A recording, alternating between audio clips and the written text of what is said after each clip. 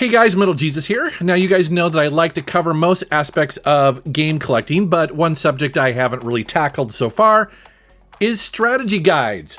Well, that changes all today, and that's primarily because, well, you know, for the most part, early on, most people didn't really care about collecting strategy guides, but that is something I've been doing for several years now, and surprisingly, or maybe not so surprisingly, but in the last, say, 5 years or so, the cost and collectability of some strategy guides has really gone through the roof. And so in this video, I'm going to share with you some of the more collectible strategy guides I have in my collection, as well as some of them that I just kind of hold dear to my heart, some of the more interesting and bizarre ones, or maybe even some of the more mainstream ones that I used to use back in the day. But we're going to start with Soy Kitten 2 because it is one of my more valuable strategy guides. And if you're familiar with the classic PS1 RPG, you're not going to be surprised here because, you know, the game itself is very collectible, so it makes sense that the strategy guide would also be fairly, you know, collectible and desired. And so as of the making of this video, this guide can go for anywhere between, like, say, $150 and $200, depending on condition, and mine is well used here, as you can see, so it probably wouldn't get quite that much. But this is a pretty in-depth RPG, and so it makes sense that a lot of people would probably want to use the strategy guide.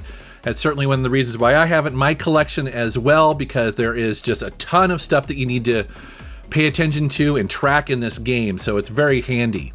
Now here's one that might be a bit of a surprise. That is Steel Battalion for the original Xbox.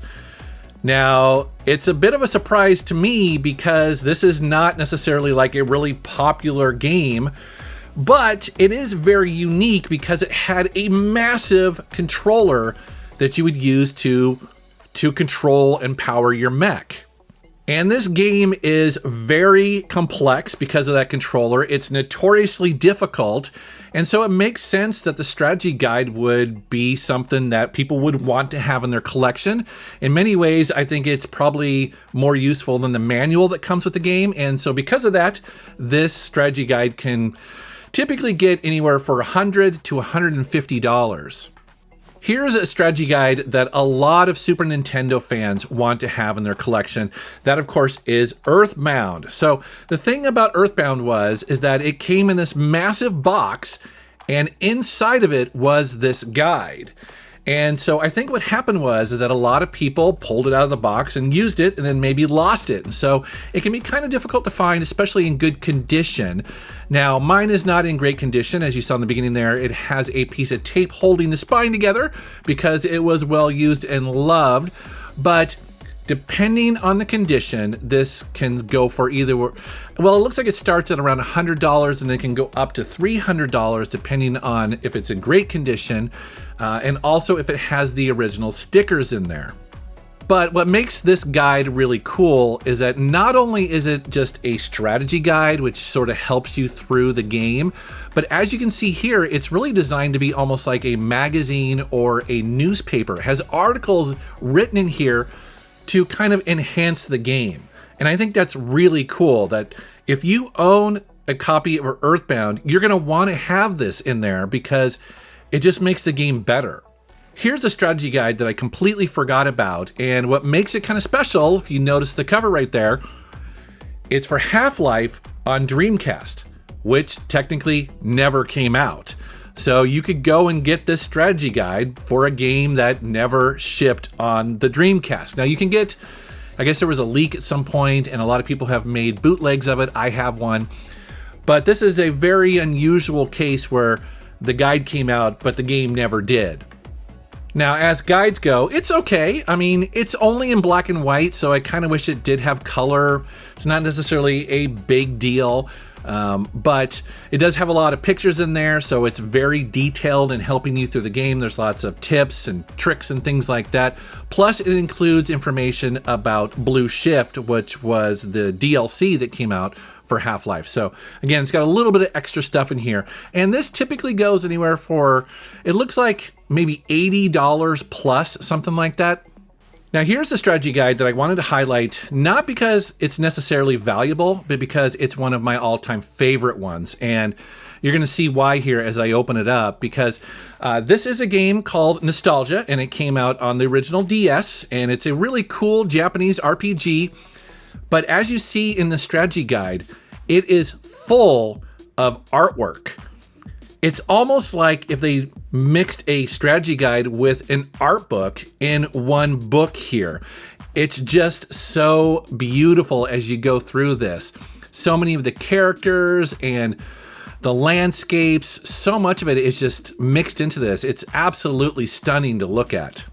Which reminds me of another strategy guide that does something very similar. That is for Shadows of the Damned. This is a fantastic third-person shooter that's completely bonkers. But what I love about the strategy guide is that it opens with art. So again, this is kind of a mix of an art book and a strategy guide. And what makes it so great is that this game had such amazing, distinctive, disturbing artwork that it just starts with it. It just has a whole section here where you get to go through and see how they came up with the ideas for this bizarre, awesome game. But then as you dig deeper, there is all of the strategy stuff there, which again is very nice. Now, this is not a very expensive one as far as I could tell. I couldn't really see much information about it online. But in general, it seems like most strategy guides out there hover around the $20 to $30 range. Now, I don't know what necessarily the value of this one is. But that seems to be kind of where a lot of these land, especially ones like this. Which reminds me, I really should make a distinction here that this video is, not necessarily about art books, because that would be a whole other video. But I do want to mention, though, that, when you are out looking for this stuff, like say at a pawn shop or a bookstore or something like that, they'll often be mixed together. So for instance, I picked up this copy of Half-Life 2 Raising the Bar, and this is an art book dedicated to Half-Life 2. And this one here is specifically kind of interesting because it is very collectible. This typically goes anywhere for $150 to $200. And I think the reason for that is because, again, Half-Life 2 was so popular. And this one's cool because it has a lot of production notes in there. So not only is it art, but they also talk about the making of the game. So if you're a fan of it, this is a must-own. But getting back to strategy guides, some of the most popular ones out there, it's going to be no surprise, are going to be the Pokemon strategy guides. Now, I've only got this one right here, and this one here isn't particularly collectible as far as I know. But if you're looking on eBay or stuff like that, you will see that Pokemon guides will go for tons of money. And in my opinion, it makes sense, right? Because they have the Pokédexes in there, and they have all the strategies in there, and people love the artwork and the characters and all that sort of stuff. So, and in general, Pokemon is just collectible. So be aware, if you are out and about and you see a strategy guide and it's Pokemon, you might want to do some research because it could be very collectible. Moving on to some other ones that I have in my collection, not necessarily valuable per se, but are just some of my favorites or ones I find really interesting. I do want to mention The Witcher 3, The Wild Hunt. This is one of my all-time favorite RPGs. And what I love about this guide is that it's massive, and it has to be because this game is massive. And it's just really nice having a guide that's got everything in there. Again, I like strategy guides because I liked to use them. It was so nice to be playing a game like this and having this book sitting next to you on the couch. Some strategy guides will actually have multiple games in there, and so this was a real find right here. You have the first two Golden Sun games that came out on the Game Boy Advance, and when these two RPGs came out, back in the day, I was obsessed with them, and it was really nice having these all built into one strategy guide. That's very handy. Here's a guide that's really useful for a game I love on the GameCube. That, of course, is Eternal Darkness. This is one of my all-time favorite survival horror games. Listen, I know I can go on the internet and go to a site like GameFAQs.com and get a free guide that someone's typed up. Fans create these, and those are excellent, and I've used them in the past. But You know, it's just so much easier to have these where it's got full color photos. You know exactly where in the game that they're talking about. You don't have to kind of translate the text into what you're seeing on the screen. You see the 3D maps. I don't know. I just prefer it. Here's a guide you don't see every day for a game called Shogo Mobile Armor Division. This is a game that came out on the PC that is it's a really weird hybrid of anime, but also first-person shooting and maybe Mech Warrior. Super awesome game by Monolith, and I was shocked to see that there was a strategy guide for it. That's pretty cool. Also, here's a strategy guide for a game I've talked about in the past that I absolutely love called No One Lives Forever. This is it's another game also made by Monolith, and it's a spy spoof game. But that's a first-person shooter, and again, just another guide I was really surprised to see, but it's awesome that it's in the collection. I believe pretty much every single Grand Theft Auto game has got a strategy guide, and I picked up most of them. You see Vice City and San Andreas here. Now, these are really interesting, as you guys know, because these are open-world games, and because of that, there is just so much to do. So again, I feel like that these are really nice strategy guides because they help you out with figuring out where the heck everything is and making sure that you can get 100% on this and not miss stuff. And each of these strategy guides originally came with big maps that you would unfold. And over the years, I've actually put those on my game room walls, and I think I lost them.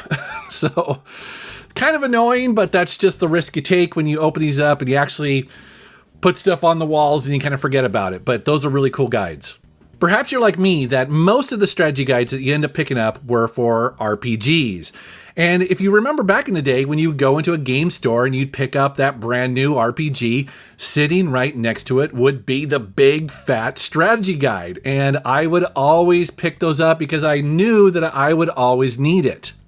And it just seems like it was such a companion piece at the time, and especially some of them like Rogue Galaxy here, where it was really well designed. I love all the character art, but then you would also have the stats for everything. It'd have all of the information about the different creatures you would take on. But you'd have to be careful because you wouldn't want to look too far ahead, and get these spoilers and stuff like that. And this guide is cool because in addition to being very detailed about a game that has a lot of detail to it, it also at the back there has an interview, so you can actually read an interview with Level 5 who made the game, as well as a little of an art book section in there. So really well done strategy guide. I like this one a lot. Another guide I picked up day one with the game is, of course, Xeno Saga Episode 1. I only have the first one. I probably should try to get the second and third, but again, just a really nice strategy guide here. Very high quality. I use this one all the time when playing the game. One thing I was a little surprised to see when I was doing research for this video is that some of the more popular game franchises don't necessarily have really expensive strategy guides. And Final Fantasy is one of those. I thought, oh, for sure, Final Fantasy 7, 8, 9 are going to be really expensive, but no, actually the guides are relatively cheap to pick up. You can pick them up for 10, 20 bucks. And I think it's because, like I said previously, most of us when they bought the game also picked up the guide. And so I think there's lots of copies out there, which is great for people who want them. You don't have to break the bank. You can get these really nice, well-made strategy guides for relatively little money. Some of my favorite guides out there are actually hardbound books. So they're not just designed to be throwaway kind of guides. They're actually designed to be on a shelf with your other books. And so you see two of them here for Dragon Age Origins as well as Dragon Age 2. Two RPGs that I absolutely love.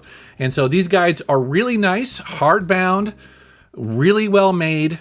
And again, what's cool about this one is that in the back of it, they have an interview with the developers, plus they have a full art book back there. And, again, with these RPGs, especially fantasy-based, I love seeing the original artwork. And speaking of hardbound strategy guides, now I don't have this one in my collection, but I saw it out there and I want to mention it. That, of course, is the Dark Souls Trilogy Compendium. Wow, this thing goes for anywhere from, say, $350 to $500, depending on the condition or if it's new or not. That's amazing. Another thing you might run into when you're out there looking at these strategy guides are some of these kind of smaller, half-size, almost like palm-size strategy guides. So you see two of them here for Persona 3 and 4. And I don't remember where I got these, but again, it's really nice to have this guide sitting on the couch while you're playing these games. And again, I know there's just so much information out there on the internet, but nothing beats a really good strategy guide. Am I right? So anyways, guys, that is a quick look at my strategy guide collection. And I would love to know down in the comments if you remember buying strategy guides back in the day. Do you still collect them? Do you have them in your game room? Do you use them? I think they're pretty neat. I think they're worth preserving. I think this is just as big of a part of game collecting as manuals and boxes and things like that, don't you think? But I would love to know what you think down in the comments below. And as always, guys, I want to thank you for watching my video. Thank you for subscribing, and take care.